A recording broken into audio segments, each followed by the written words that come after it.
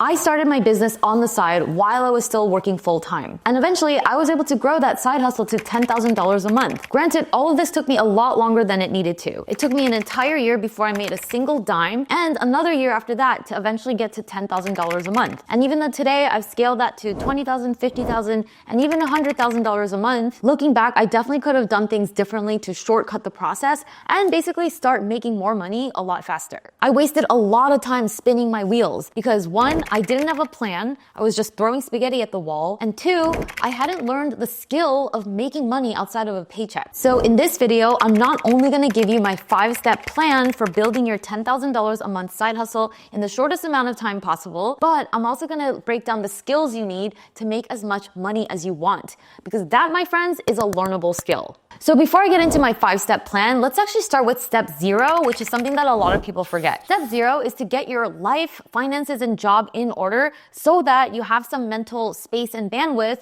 to create this new side hustle. Because it's really hard to build something new if you're already in a state of chaos and instability and not knowing where your rent money is going to come from next month. I know you're eager to just jump right in to start something new, but the groundwork that you laid to have a stable foundation, this is really going to pay off. Because when you come home every day after your job and you've got nothing left because you spent all day dealing with toxic people and an overly demanding boss, how are you going to have anything left to build your $10,000 a month side hustle? Something else to consider is if your finances aren't stable, like you don't know where your rent money is going to come from next month, you don't have any cash cushion, then that's going to create a lot of unnecessary stress and make it hard for you to build this new thing. So here's what this looked like for me. I intuitively knew that my corporate Wall Street job that demanded 12 hours of me from morning to night, even though it paid well, with that job, I would have nothing left to ever build something of my own. So even though this took a few years, I eventually quit that job and created a new job for myself where I was bookkeeping for different clients. I was self-employed, and this meant I could be flexible with my time. And because bookkeeping was quite easy work, it was pretty mechanical and I was very good at it, I actually had a lot of mental energy left to build my new thing that I wanted to build, which was my YouTube channel. So this covered two things. It freed up my time and mental bandwidth. It also provided some financial stability. Even though it didn't pay that much, it was enough to cover my bare bones expenses. I cut down my expenses down to the bare minimum so that my bookkeeping clients could support my bills, but I didn't have to take on too many clients because you don't want to get stuck in that hamster wheel of having really high expenses and then you always have to work to pay those expenses and then you have no margin in your life to create that new thing. So that's step 0. Simplify your finances, simplify your environment, simplify your mental load, and that could mean changing jobs to an easier one, maybe one that pays less if it demands less from you. And the work you do here to create that nice stable foundation in step 0 is going to make it a lot easier for you to build your $10,000 a month side hustle. So that was step 0. Now let's get into step 1, which is to determine your niche. A niche is a specific area of the market that you are going to serve with your side hustle. Some examples of niches could be weight loss coach for new moms or teaching Instagram and social media strategy to entrepreneurs. It could also be wedding photography. It could be teaching investing to people like you. That's my niche. There are millions of potential niches out there, and so your first step is to find yours. Couple tips to find your niche. One is you need to know where you have leverage. And the place where you have the most leverage is in the things that you are really, really good at. You are good at certain things that come so naturally to you that you don't even know that you're good at them. One really easy way to find what you're good at is to take the Gallup StrengthsFinder test. This test does cost money. I think it's about $20 to $30, but it is so worth it. You answer a few questions and it's going to tell you what are your top 5 strengths. When I took this assessment for the first time, I was pleasantly surprised to discover that I actually had these superpowers that I actually took for granted. And you can turn these superpowers into money. Once you identify your top 5 strengths, something else I want you to do to identify your niche is to do this Venn diagram exercise. Basically, you want to find the intersection between what you are good at, what people want to pay for, and what you love doing. Here's what this looked like for me. When I sat down to figure out what my side hustle would be, I knew that I was good at teaching, I was good at finance, and I was good at cooking. I also knew that people would pay for all of the above as well. I knew there was something in those areas that people would pay for. Then when I looked at what intersected all three, I found that only teaching and finance was in the intersection of these 3 things. Now, here's where this gets really interesting. I took this Venn diagram and also the results of my StrengthsFinder test, of which my top 2 strengths were being a learner and being futuristic, which means I love to learn and therefore therefore also teach, and to see the future and be able to paint a vision for the future for other people. I realized that by taking these two strengths and the intersection of this Venn diagram, I would be really good at helping people with their finances see a better financial future for themselves and then teaching them how to get there. Determining your niche, one where you have the leverage of your gifts, talents, what you're good at, that is going to be the key to unlocking your profitable side hustle. And hey, if you're still stuck on what business you should start, I have one more tool for you. I created a guide that will handhold you step by step through the process of finding the perfect side hustle idea for you. Imagine sitting down for 30 minutes to an hour, and when you get up, you know exactly what business you should start. Most people never even make it past this step, but that's not going to be you. So grab my 3-step guide to finding your breakthrough business idea. It's completely free,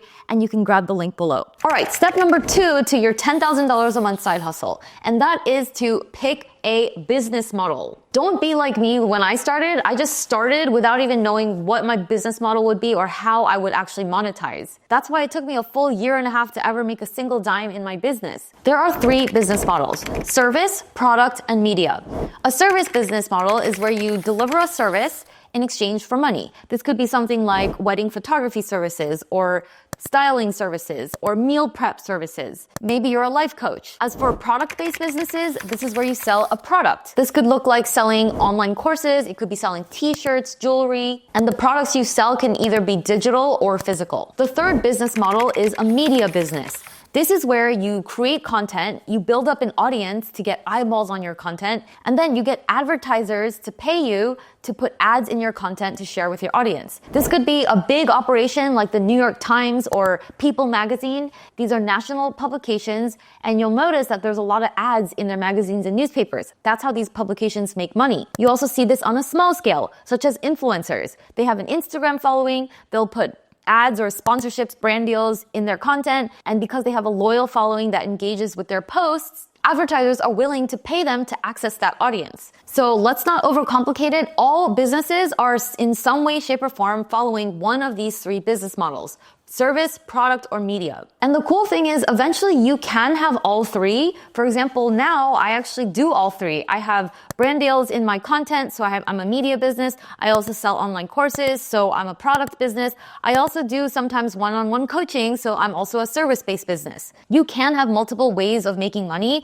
but when you're starting out, you need to pick one business model and learn how to monetize through that business model. When I got started, I was just teaching people about money for free. I was making videos, but not monetizing it through brand deals or selling anything. And I spun my wheels for a very long time because I didn't know about these business models. I just thought that if I just start working really hard, something would eventually materialize. That's not how it works. Go in, be smart and efficient with your time. Go in with a business model so that you know exactly how this thing that you're doing is eventually going to start bringing in sales. Pro tip though, if you are brand new to business, to side hustles, the easiest business model to start with is a service business. Why? Because you'll get paid immediately. As soon as you deliver the service, you will get paid. Whereas with the other business models, the product or media business, you actually need to build up some momentum, you need to build a following, you need to build a product, and all of that can take time. So it really takes a while to monetize through those business models. So the best way to get started is with a service-based business model. And then from there, once you've got your foot in the door,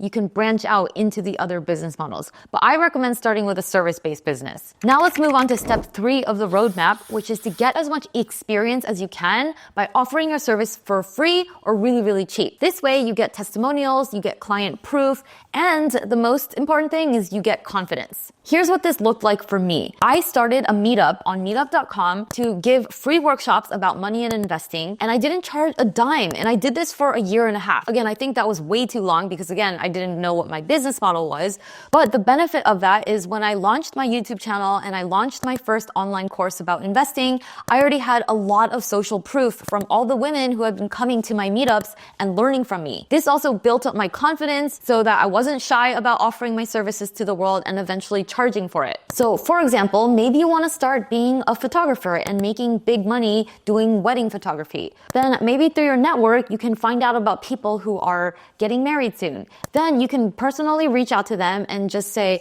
hey, I am starting a photography photography business. I want to offer you my services for free. There's no risk to you. You're just going to get some awesome photos. And if you don't like them, well, then, it didn't cost you anything. Most people aren't going to turn down free services. And even if they already have a wedding photographer, it doesn't hurt to have a second one who's just going to provide more photos for free. This is how you get your foot in the door. Yes, it's humbling in the beginning to work for free, but you also have to think about your value in the marketplace. If you're brand new, you're not that experienced, you don't have any proof of success in the past, then you're going to have to hustle a little bit to get experience, to get proof that you can get results for people. And then from there, you know that you have a lot of value to offer and therefore you deserve to charge for it. But in the beginning, it's all about offering your services for free. And then when you offer your services for free, make sure you do a good job and you get happy customers. Make sure you get some testimonials from them. Ask them to write you a review. Basically, you use this time to build your portfolio, to gather testimonials, and basically prove that you are worth what you're going to be charging. But of course, the key is don't get stuck in doing things for free for too long, which is the mistake that I did. Once you have maybe 3 successful case studies, now I want you to move to the next step, which is to create your offer and learn how to sell it. When it comes to making money, if you don't know how to sell something and you don't have something to sell, then you aren't going to be able to make money. So the first thing is you need to create an offer. An offer is a clear description of what people get and what it costs. For example, using this wedding photographer example, maybe your offer is a wedding photography package where you shoot the wedding for an entire day, and then within 3 days, you get 100 fully polished, edited wedding photos.